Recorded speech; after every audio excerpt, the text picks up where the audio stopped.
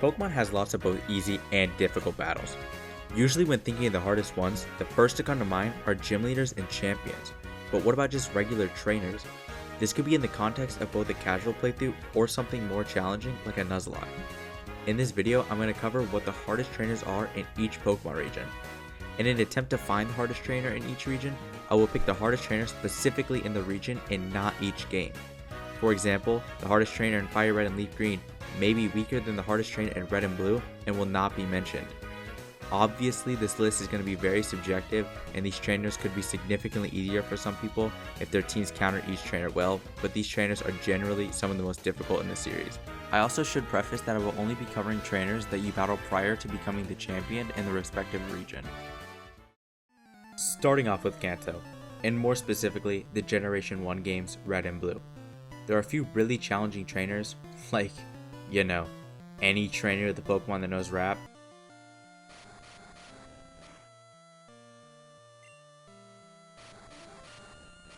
But that's besides the point. I think the hardest trainer is the Rocket Grunt in Mount Moon. This trainer is very early in the game and has level 16 Raticate. I know that doesn't sound crazy yet, but remember, we're talking about Generation 1 here.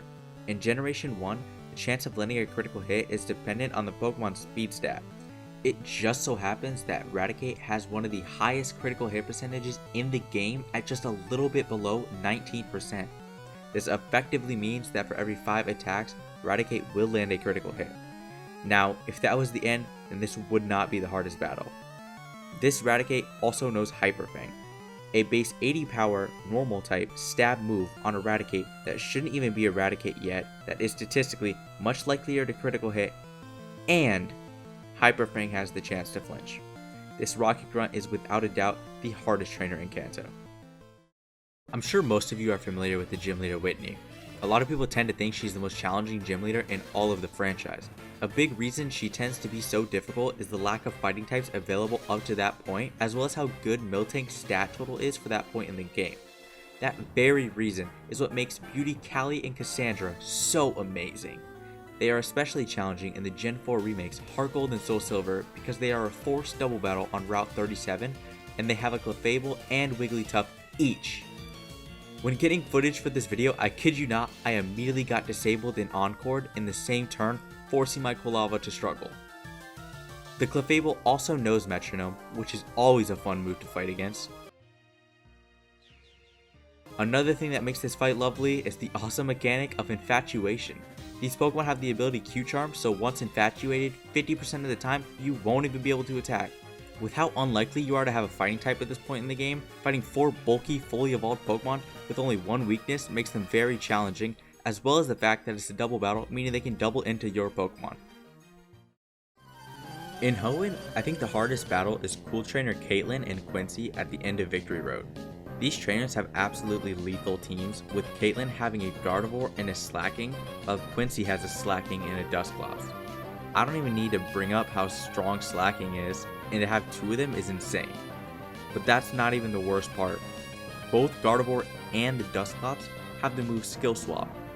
This move swaps abilities with the allied Pokemon, and the Dusclops and Gardevoir instantly do that, allowing the Slacking to just tear through the teams without having to worry about True On. These Slackings also have insane coverage with moves like Shadow Ball, Thunderbolt, Ice Beam, Brick Break, Aerial Ace, and Flamethrower. The cherry on top, the Slacking knows Attract. Gardevoir and Dusclops also match the Slacking's weaknesses perfectly, with Gardevoir being able to deal huge damage to any fighting type, and Dusclops being completely immune to fighting type stab. The only thing that makes this battle easier is the fact that it's at the end of the game, and you have countless options for countering it, but if you're not prepared, it could be a huge problem. In Sinnoh, there's a clear winner. Without a doubt, the hardest trainer in Sinnoh is Last Natalie.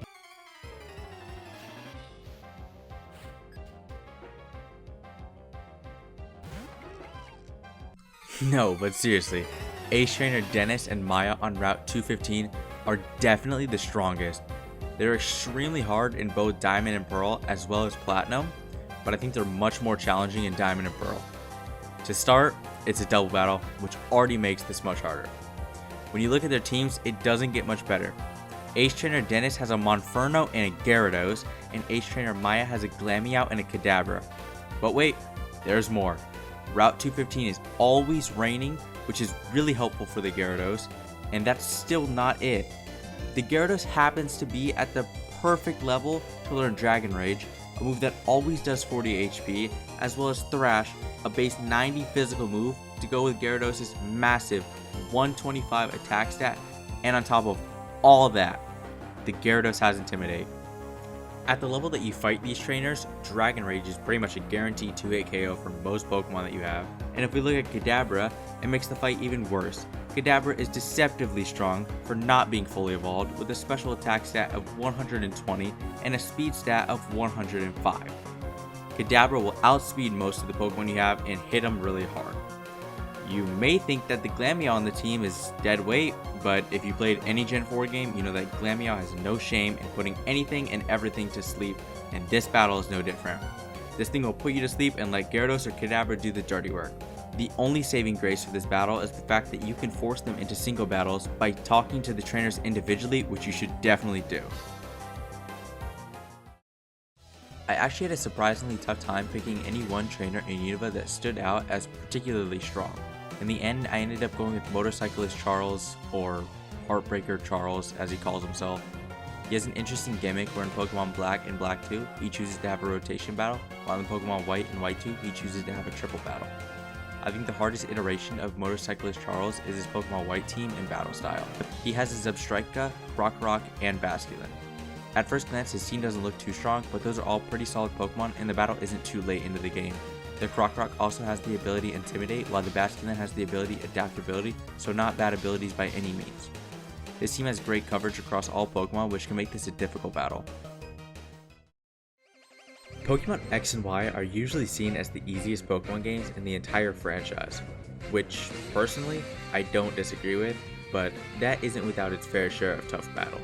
The hardest trainer battle I believe to be in Pokemon X and Y is Pokefan family Jan and Aaron on Route 6. Once again, this is a double battle.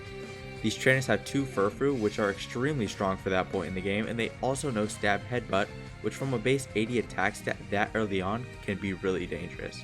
On top of that, Furfrou has the ability Fur Coat, which reduces all physical moves power by 50%, making most of your physical moves trivial. Even if you can do big damage to them, they do have super potions, which can make things a lot harder.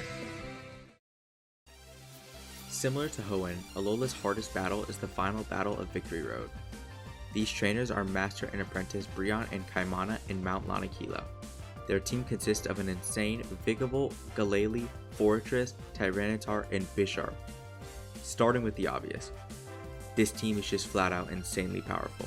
The Tyranitar sets up the sand, which automatically raises its special defense by 50%. Not only that, but 3/5 of the team is immune to sand while your team will be getting beaten up. This is by far the hardest trainer battle in Alola. For the Galar region, the hardest battle is a surprisingly strategic battle. This battle is with colleagues Jordan and Allison on Route 8. Their team consists of leading with a Hippowdon that sets up the sand and an Excadrill that has the ability Sand Rush, which boosts the Pokemon's speed in a sandstorm. This is already a tough lead, but in the back they have a Berserker with the ability Steely Spirit, which boosts Excadrill's Metal Claws significantly if you haven't already knocked it out. The final Pokemon is a Lucario, which is an overall fantastic Pokemon for a very challenging team. Scarlet and Violet are, well, not the most challenging games, but I did manage to find two pretty solid trainers. The first trainer is Vicente by Castle Royale Lake. His team consists of a Gengar, Barraskewda, and Braviary. All these Pokemon hit like a truck and aren't anything to laugh about. The thing about his team though is it's pretty late into the game, so you'd probably have something to counter it by then. The second trainer though, Xavier, at East Province Area 1, is very early into the game and has a solid team consisting of Kirlia, Noibat, and by far the scariest of the team is Zangoose. The Zangoose has Home Claws and Stab Slash, which could be a problem if you aren't ready. That's it for the video. I really hope you guys enjoyed. This is the first video I made on this channel, so it would mean the world to me if you guys would like, subscribe, or comment. Let me know if there's any trainers I missed or that you think are a better candidate for the hardest trainer in a region. Thank you guys, and I'll see you in the next video.